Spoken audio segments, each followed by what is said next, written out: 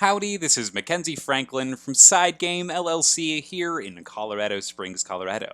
Today we're doing our top 10 anticipated board games look back. This is where I'm going to look at all of the games that I was super excited for in 2020 and 2021 and see if they actually delivered. Not necessarily delivered physically, but also if they delivered gameplay-wise, if they were actually great games worth that wait.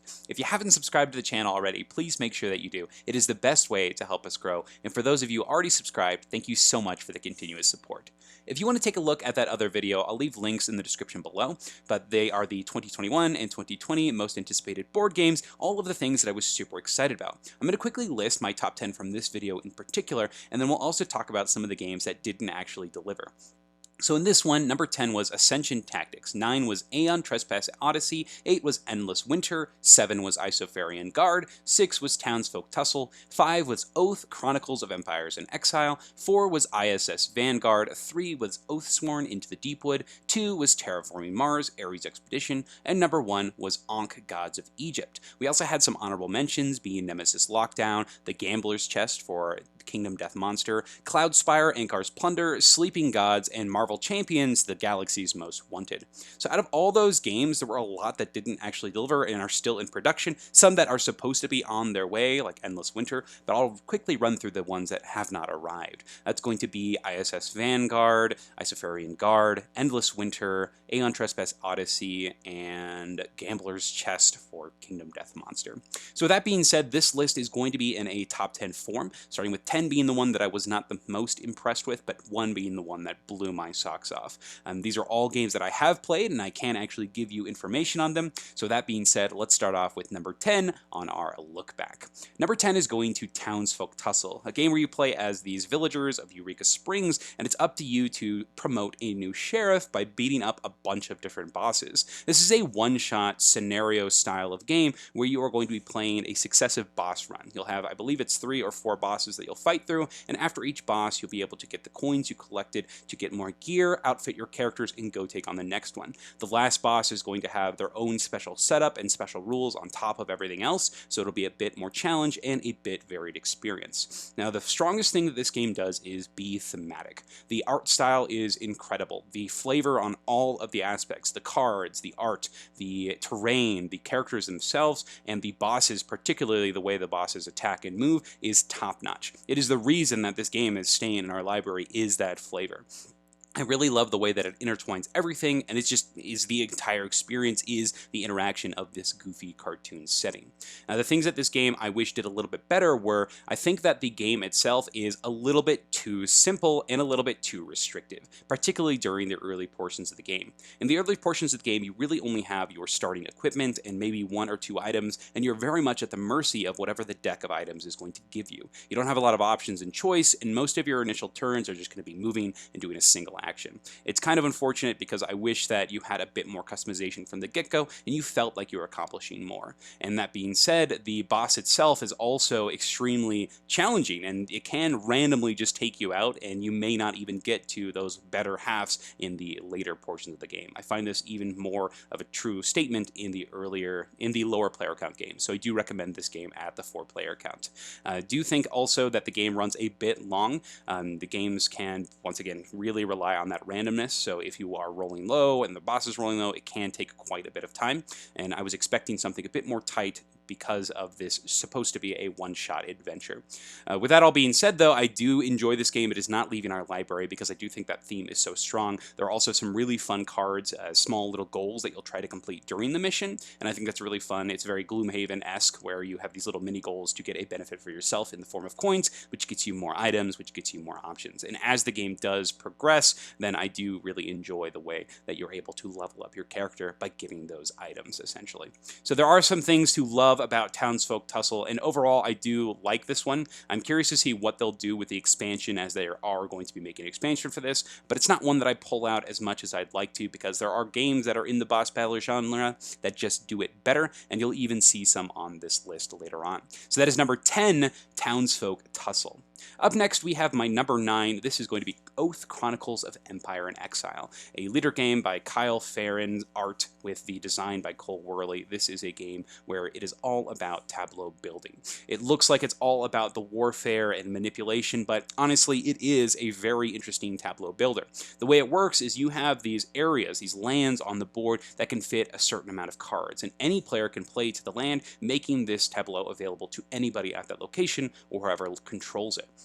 You also are going to have this tableau in front of you that serves as your advisor, special abilities that only you have. You're trying to match up the cards that you have in your tableau with those on the board because you're able to leverage the different icons and symbols and special abilities to see them work together and gain additional advantages. There's a combat system where you're going to be moving around and you can take troops with you trying to control different areas. There are variable endgame conditions, and it's all based on the setup of the game. Whoever wins the game is going to leave their board state with whatever they ended up controlling, be able to choose the victory condition of the next game, and then become that chancellor for the next game. I really love this system of this progress where you have a literal chronicle, book, where you're going to be writing down the results of the game, and it's going to impact from setting to setting. I really enjoy this game as a whole. I love the denizens. That's my favorite part about the game, the actual cards that you're putting into your tableau as well as onto the board and using their special abilities. They change as you play each game, so I love that it's a living, persistent world that you're going to be able to come back to here and from, and the effects are very simple or very strange, but very interesting at the same time because you can use them in tandem to do some really interesting plays. I love that aspect about this because it's up to the players to discover different combos based on those that actually exist in the game. My favorite way to play this game actually is within a bunch of different groups. I played this with, I think, 10 different groups using the same copy, and it's so cool to see how people are able to adapt to their different roles, who is going to become the next chancellor in the game and follow that family lineage, and what one person's game does to affect the game state that another person left at. I find that this game does a really good job. It reminds me a lot of something like Maracaibo, where the campaign or the narrative that's being driven, you can pick and play it up with anybody. And I find that people say that this game very much needs to be played with the same group. I highly disagree with that. I think the intermixing and the change of group to group makes this game so interesting that you can pick it up and play it with anybody and just see what had happened. And you can go back and look at that chronicle and say, wow, this is what happened here.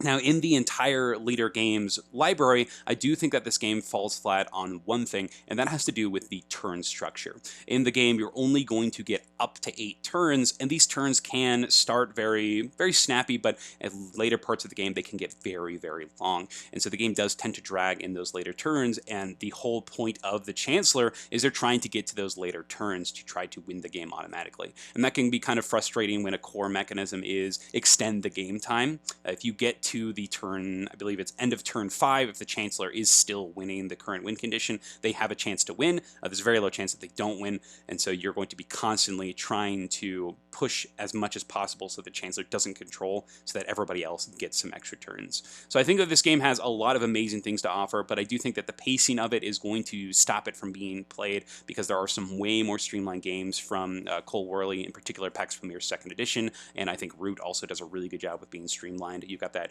flow chart of your actions basically that you just go down. I think it's really well done. But I do love the world here, and Oath also sports my favorite artwork in a game. So overall, I think for the experience, I think Oath definitely delivers. It's one that I am always excited to play when it does get mentioned, and it's one that I am always excited to go back to because you can see that history and see how the game progresses, and it's that player-driven progression, which I think is really well done. So that is number 9, Oath Chronicles of Exile and Empire.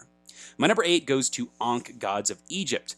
This one actually dropped a rating since the last time that I talked about it. It went from a 9 to 8, and I'll talk about why, but this game, it's very, very good. This is the gods of Egypt fighting to be remembered. You are switching from a polytheistic system to monotheism, and so it's up to you to be that last one, the last god in the public consciousness. And you're going to do that by having everyone else be forgotten. Now, this game is an area control game where you are going to be trying to control these different monuments and winning battles that your characters stay in those sections so you actually score the monuments you control. It reminds me a lot of a Knizia game, actually, with the way that the majorities and the monument point scoring happens, paired with a combat system system that is very straightforward and very much Eric Lang, where you're trying to be in combats because you do get benefits from doing so, and you're trying to figure out when to be aggressive, when to go for points, as well as when to be a little bit more passive and recur cards or get other resources and benefits. The action system is brilliant. I love the way that you have this action track. You're moving, getting 1 or 2 actions, potentially triggering events, controlling monuments. The thing that I think that this game, though, is lacking most of all is the variance in the abilities of the gods. Each god has a single effect that they have access to,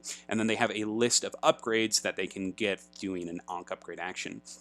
The Ankh upgrade action, though, I think it's cool because everybody knows exactly which abilities everybody has. It's way more streamlined. There's none of these small edge cases. But that being said, because of that, there's not a huge amount of variance. The gods themselves will have one special ability that makes them different, but it's clear which of the Ankh abilities are going to be good for the specific gods. And so you have a path that you're clearly going to go based on your Ankh powers, your god themselves, and a set play style. So it feels like some of your choices are removed because you don't have complete agency over what things are just clearly better for you. And I do find that's a little bit frustrating, but I do think that it is open enough because you do have the tension of choosing to upgrade as opposed to progressing on the board. So I do think there is still that interesting tension between going through those kind of set upgrades with actual presence on the board and preparing for battles, etc. So I do think that choice is there, just not with the actual upgrades themselves. And that being said, I do recommend that if you do play Ankh, Gods of Egypt, you do play with the Pharaoh expansion. It is my favorite way to play, and I think it's going to be the way that I play from now on.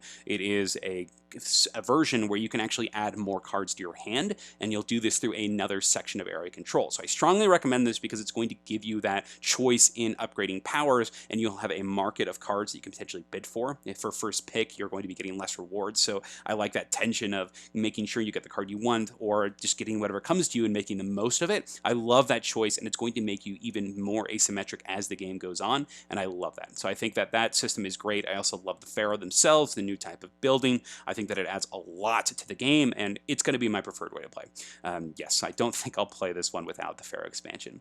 Overall, though, I do think that Ankh is a wonderful production. I love the theme. I love the thematics. I think that the action system is brilliant. The event system is awesome. The combat is smooth and simple, and the game flow is really well done. I cannot speak to the merge. I have seen some people really like the merge. I've seen some people really dislike the merge. The merge is a system where the 2 players in last place after the 3rd battle, the person in if there's 5 players, the 4th player will move down to the 5th player. The 5th player will lose all of their buildings on the board, and then they'll become one super god that have a conjoined ability, and then on their turns they each get a single action. So I have not actually been the mergee. I haven't merged with anybody. I have played this game at least 25 times, and I still haven't done it.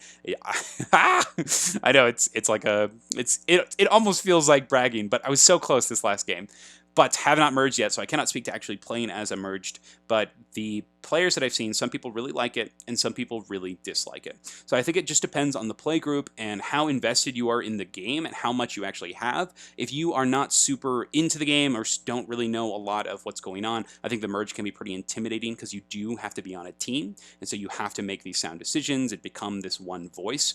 And if you don't really know what's going on, that can really make it so that you don't actually have a voice. The other person who's played or has a strategy is going to generally be pushing those plays in that conversation. However, if 2 people are very much into the game and know what's going on and have a plan and a strategy, they can really flourish in this setting. For example, my friends Fun and my friend Anthony, they once merged and they swept the game. They went from being dead last to just destroying the game. They were able to pivot on each other's turns. This was a 5-player game, and it worked extremely well. So I guess it just depends on the group for that system, but if you do not want to play with the merge, there are scenarios that actually take out the merge. So it's up to you how you want to play this game. But on Gods of Egypt, I will definitely say that I am impressed with this one. I really do like it. I think it makes a lot of strides to making this style of game accessible to other ones, and I think it really does have a good pairing of the theme plus the very stilled mechanisms. So very good stuff here. That is Ankh Gods of Egypt, my number 8. My number 7, I won't go too much on. Oh, that's not true. My number 7 is Oathsworn Into the Deepwood. So I guess I am going to be going pretty deep on this. Let me break for water really quick. So number 7 is Oathsworn Into the Deepwood. This game is awesome. So this game just came out. Brand new to the collection about a month ago, and I've been having so much fun with this. This is a huge campaign-style game with two distinct sections. You have a storytelling section, and then you have an encounter section. It is a boss battling game, but the setting here I find is super interesting.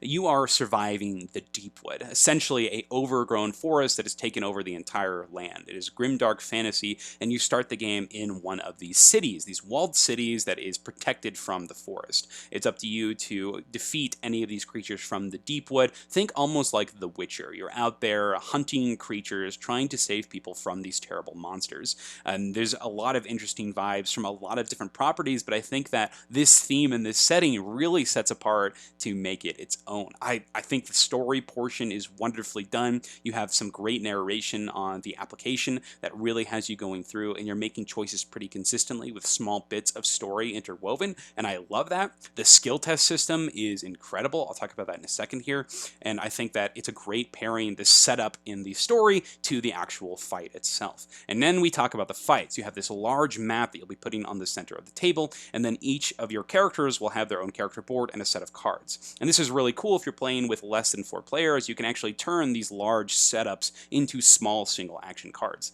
They do less, but they are stronger, so there's less to manage, and I think it's brilliant. It makes so much sense the way that it's organized, and I think that the action system with the actual cards, though, is also very fun and interesting. You use these animus gems to move around, player action cards, and they use this battle flow system where they're going to cycle around your table as you try to combo different actions and set yourself up for success. I think that this game is so interesting, so much fun, and the characters feel very unique and different with their action cards.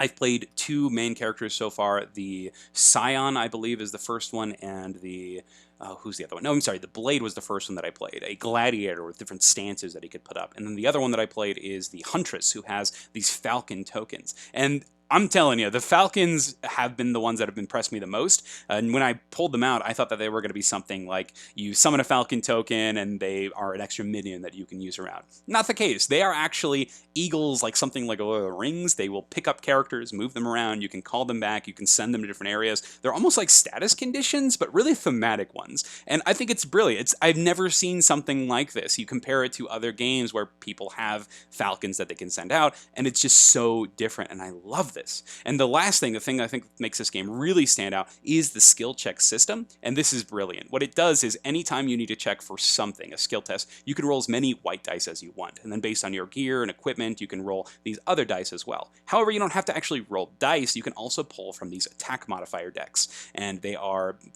equally distributed, so you have an equal amount of misses, hits, and crits. And so you'll flip from these decks, or you'll roll dice, or you'll do a combination of the two, but it's up to you every single skill test to decide what you want to do. How many of those whites? If you get 2 blanks on a die, you automatically fail the test. But if you don't, if you get a single blank, you can actually go through with that attack, and you'll deal a bunch of damage based on what you're actually flipping. Now, the distribution of the blanks on each die is the same, just the numbers are bigger on the higher level dice. So it's up to you. You can roll a huge amount of dice. You can flip a bunch of cards. You can look in the discard pile of the decks you already flipped through to see how many blanks are in each pile and say, ooh, there's a bunch of big numbers in the red deck. I'm just going to roll the red die because I have a higher chance of rolling the die and not hitting the number. So it gives you some great choices every time you make a skill check. Every single time you roll dice, it's a puzzle, and I love that. It makes each test exciting. You're not just rolling to resolve. You are thinking critically about what you're actually doing, and you're able to make decisions around that. There's also cards in the game where you can just shuffle the attack modifier decks. If you've run through all your good numbers, maybe you take a quick break and spend an animus or 2 to shuffle your decks back and then continue going in your fight.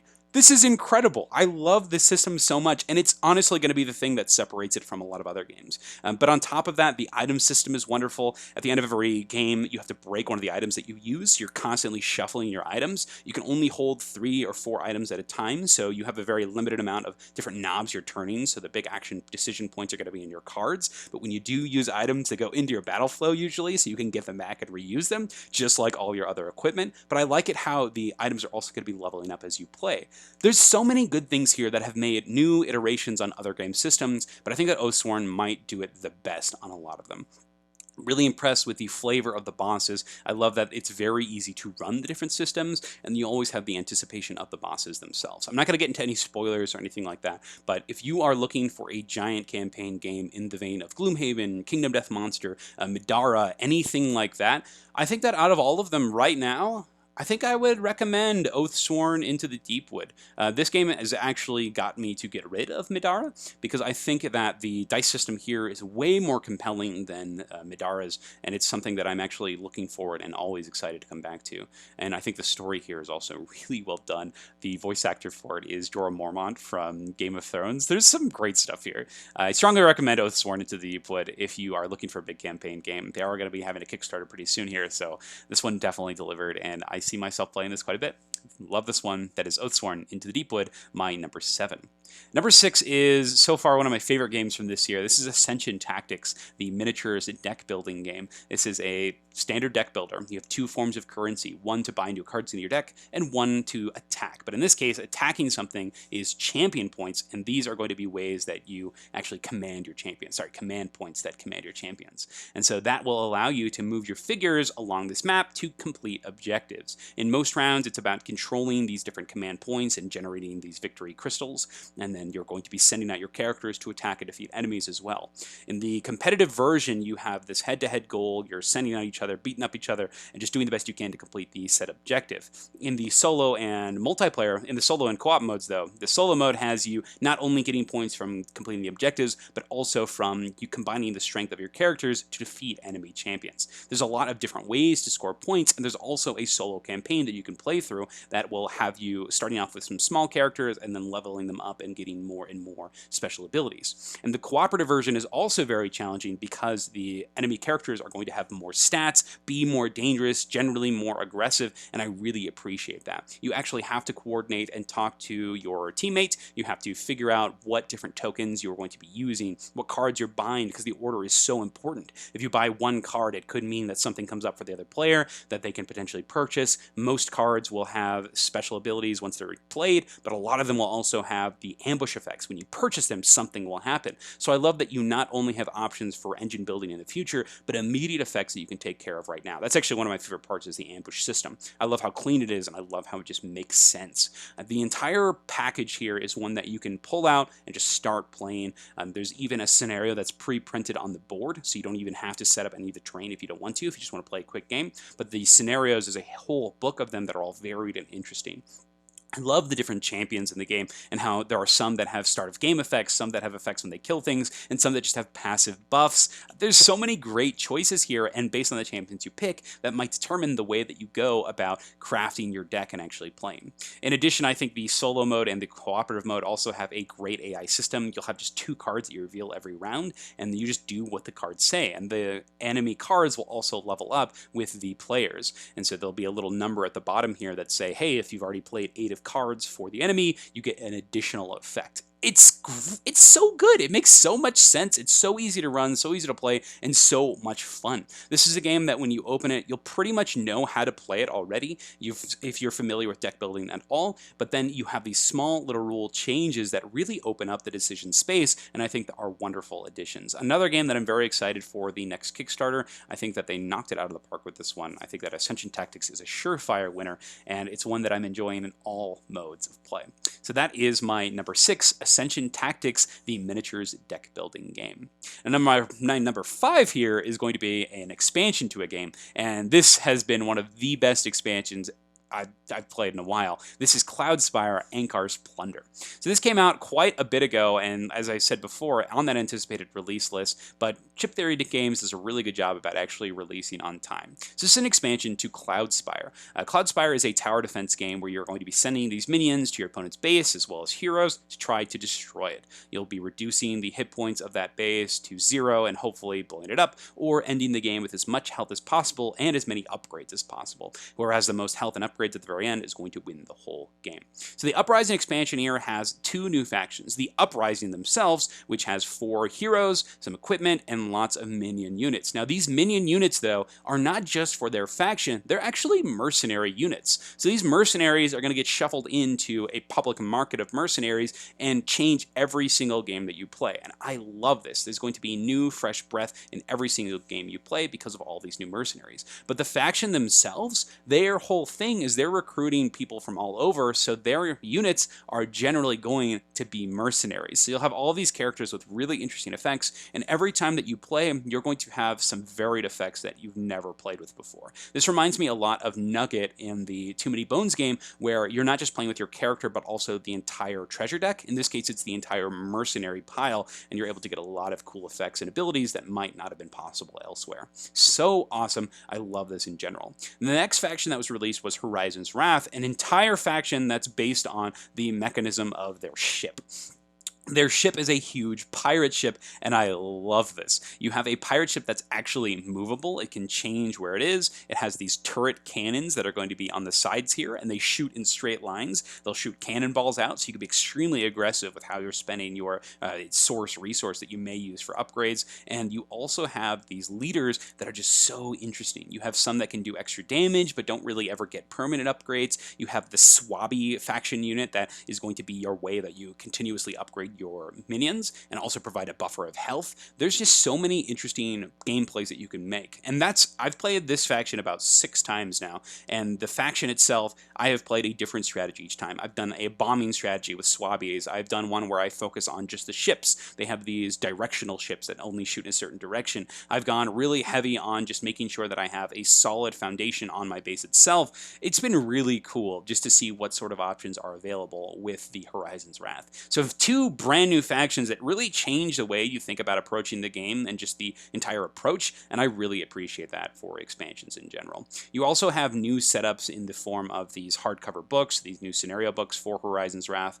I think that they are awesome. There's so much to love with this. If you like Cloudspire, this is an expansion that you should be getting. I think you should actually get the, the Rebels. I think you should get the Uprising first before any other expansion, just because the amount of content that it adds to your entire mercenary stack. And since you're only drawing 3 mercenaries a turn in a standard game, it's not even going to be increasing the rules overhead at all. And I love that about this. I think that it's a no-brainer expansion, adds so much, but also adding new abilities and powers, and it's not only a more stuff expansion, but also a new mechanisms and cool concept expansion too.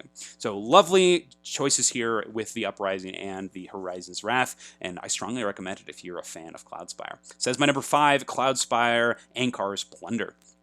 My number 4 is going to Terraforming Mars Ares Expedition. This is an engine building game where you are going to be trying to terraform Mars, and you do this in the form of playing project cards. These cards you'll play out in front of you, try to chain different symbols in order to generate productions. These productions can be from all sorts of things, like increasing your money production, heat, oxygen levels, and you're trying to fully terraform the planet by reaching a certain threshold of oceans, oxygen, and temperature. Once Mars becomes livable, the game is over. So I really love the system of card play here. You'll have these action phase cards that you'll be playing, you'll play one out in front of you, and everybody will take the action. However, after you've done that, if you're the one who played the card, you actually get a bonus in addition to this. This is very similar from something like Race for the Galaxy, and I think it's done really well here. So that being said, my favorite ways to play this game actually are in the cooperative and solo capacity. If I want to play a multiplayer game of Terraforming Mars, I'm actually going to play the original Terraforming Mars. But this one, I think, excels really well at the solo and the cooperative variety because of the introduction of the added action randomness.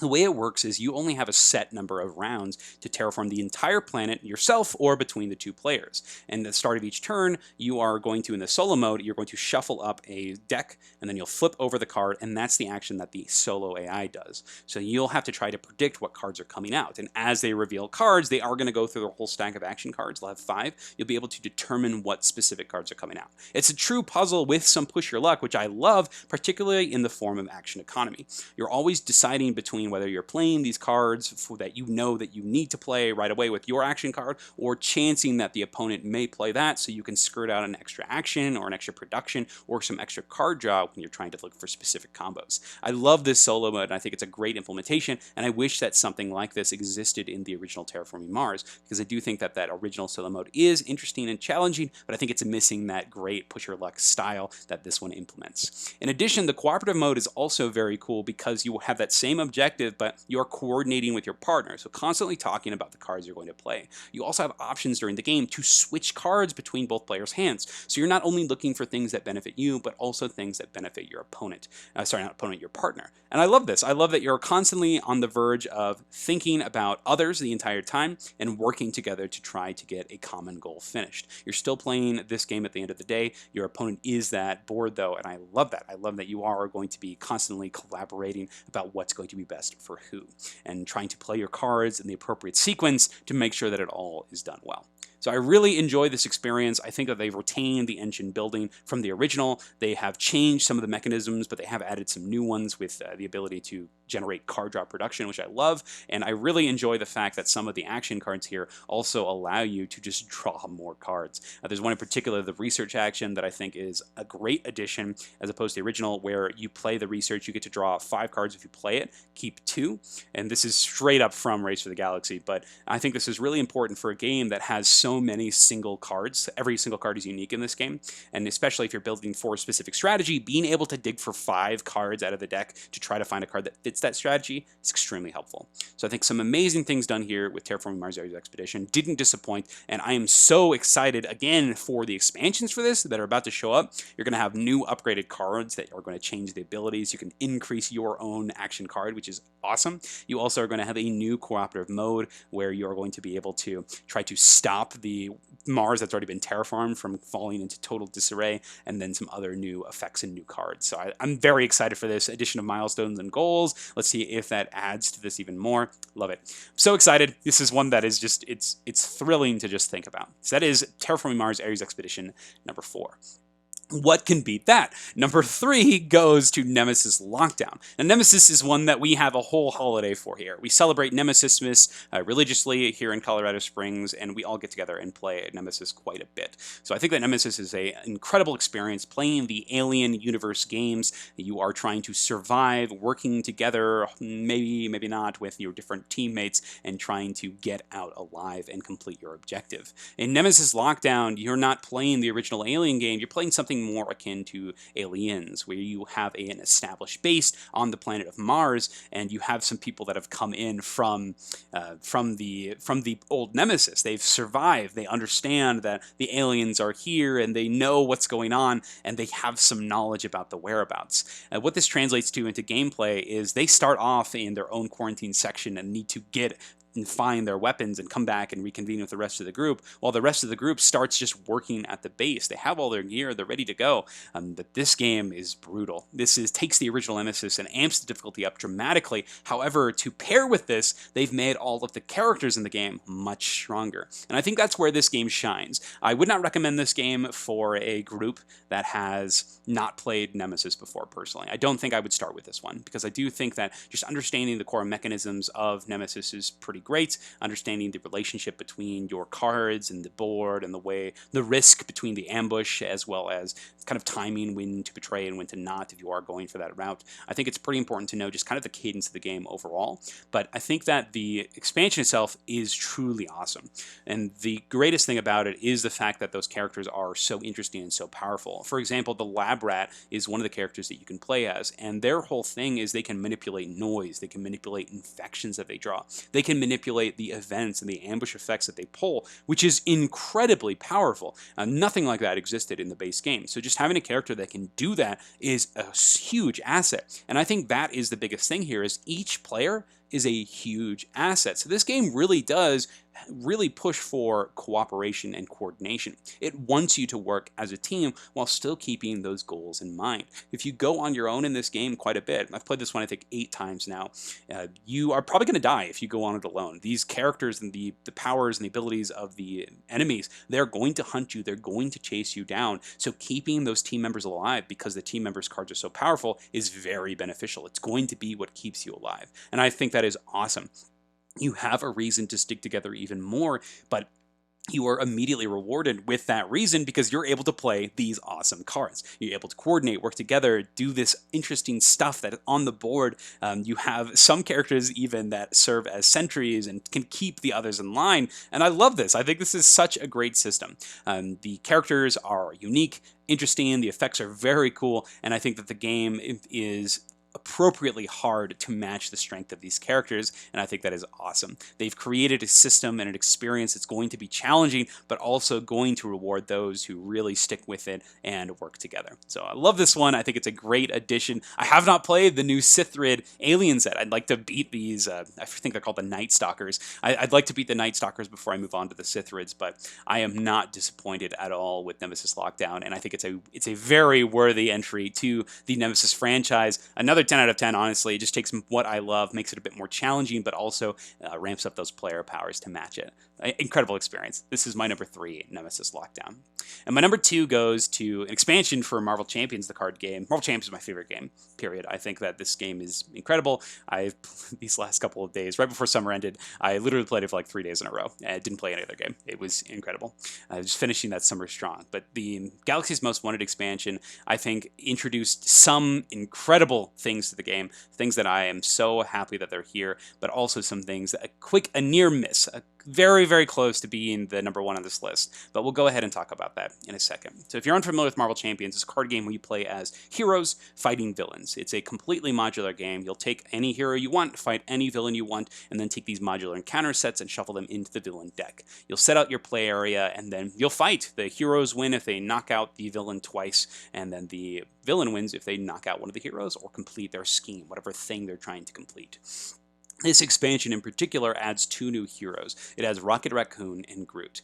Rocket Raccoon is one of the best characters in the game. I think he's so much fun to play. He has a great playstyle of doing overkill or excess damage. He's trying to kill people for more than they're worth. And every time he does this, he gets to draw additional cards. As the packs have released, there have been even more cards to support this style. So it's been really fun to play Rocket and just see him go to town. He uses tech upgrades as well. He's very interesting where a lot of his damage is coming from his items and his vents, while the character itself is very good at thwarting, so stopping the schemes. You have a lot of great choices with Rocket, lots of card draw, lots of interesting decision points every single turn, and one of the best characters I think right now. I think Rocket's really amazing.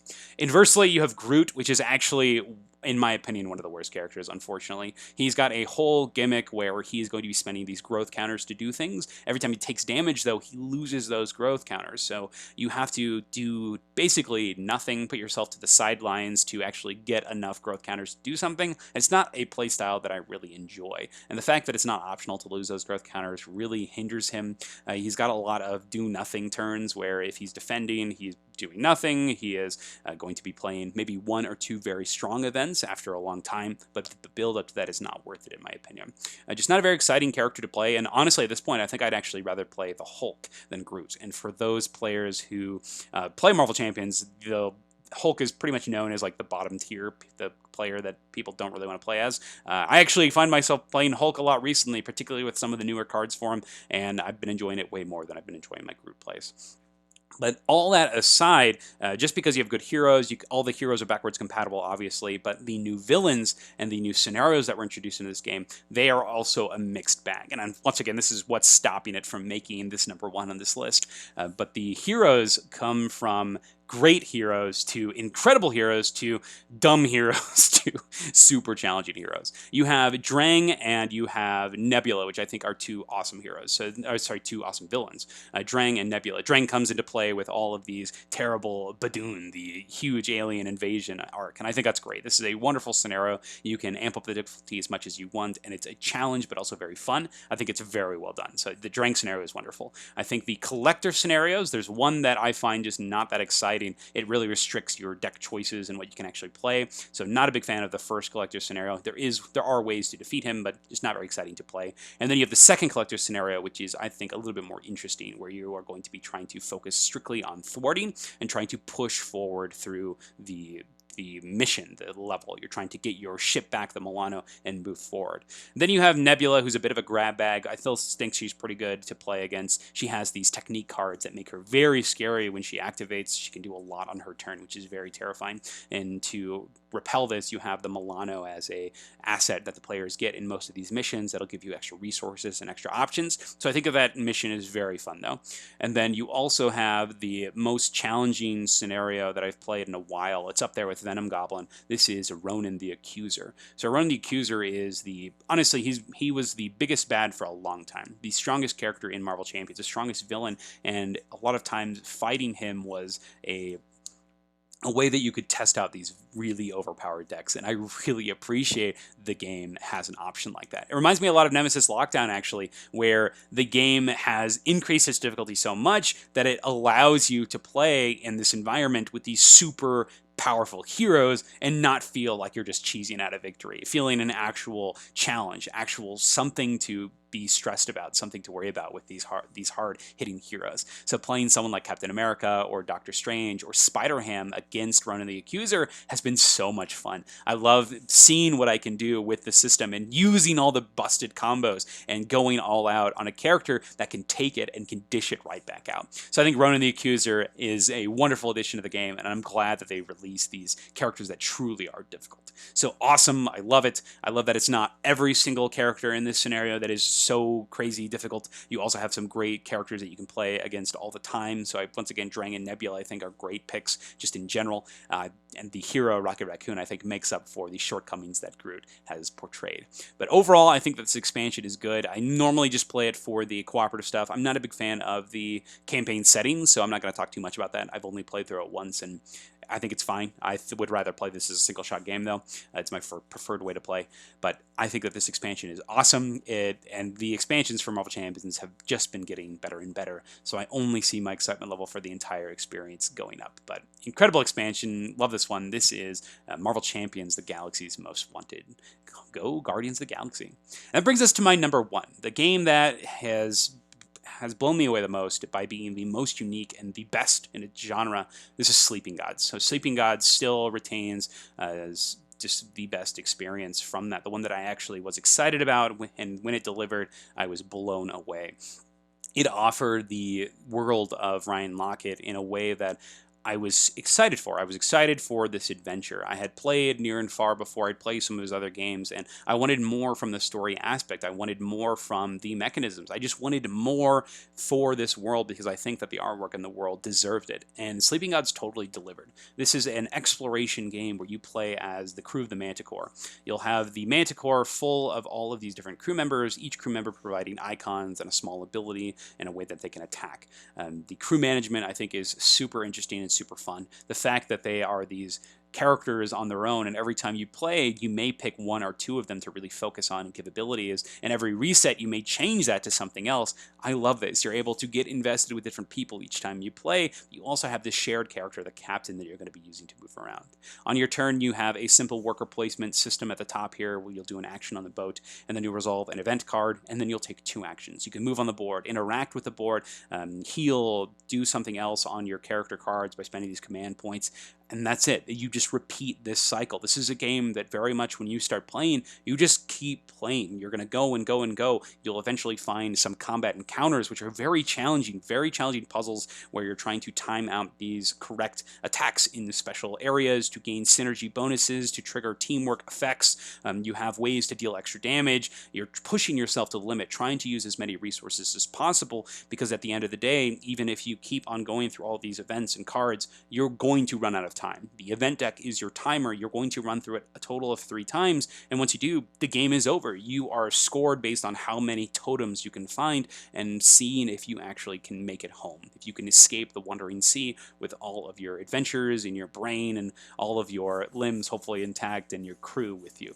So I think that this game is very much the perfect sandbox experience. You can go wherever you want from turn 1. The last time I played, I was like, I've never been in that corner. So my first 2 turns, I just went to the southwest corner and just explored there for a while. You have freedom, you have options, you have these goal card systems that are going to tell you points of interest that you can go chase after, and also will track your progress on the different missions. You have ways that after you finish a scenario, after you finish one of your campaigns, you can start another campaign immediately with some changes. There are things that you unlock as you play. And there's this gigantic list of totems that tell you, hey, you have not found this thing, and you can go out and find that. The expansions are wonderful. They're just more maps, more places that you can explore. The stories, the characters that you pick up along the way, and the items are amazing. And one of my favorite things about this game are the items themselves. As you can see, there's all of these cards on the right side here. At the start of the game, you just start off with those top 3, and every time you find an item, it'll get added to that tableau of actions that you can potentially take. And since they're being dripped in over the course of your campaign, you're going to become familiar with those, and you just start using them and you understand them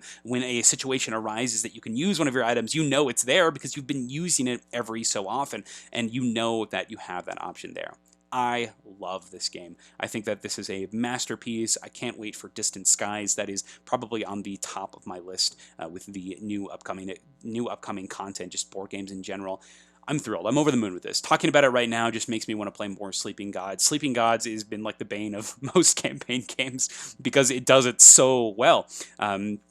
I'd like to see more games do things like this with the innovation that the game has brought in, with the skill test system, with the item system, with the flow of the game. That's one of the strongest points, honestly, is the pacing, where you're just always playing. You never feel like you're stopped. You just keep on going, steamboat forward.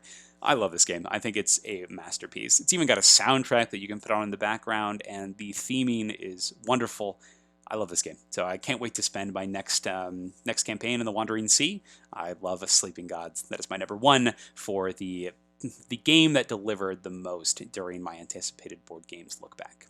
And that's the list. Those were my top 10 anticipated board games. I guess those are the board games that I was the most impressed with, that I had been the most excited for back in 2020 and back in 2021. What do you think of the games that I talked about here? What games are you super thrilled with after they arrived, or I guess were super thrilled with after they arrived, and which games really disappointed you? I'd love to hear what you think, and if you can put those in the comments of the video, please let me know. I'm just curious. And what do you think about the games that I talked about here? Do you agree with my decisions, my choices, my thoughts in general? Do you prefer Terraforming Mars, Ares Expedition, or the original? Do you like Nemesis Lockdown or the original? Do you enjoy Townsfolk more than Oathsworn? I'd love to hear your thoughts on just these concepts in general, and are you super excited for the next Sleeping Gods expansion? I'd love to hear what you think. But thank you so much for sticking around, and thank you so much for watching SideGame Strong.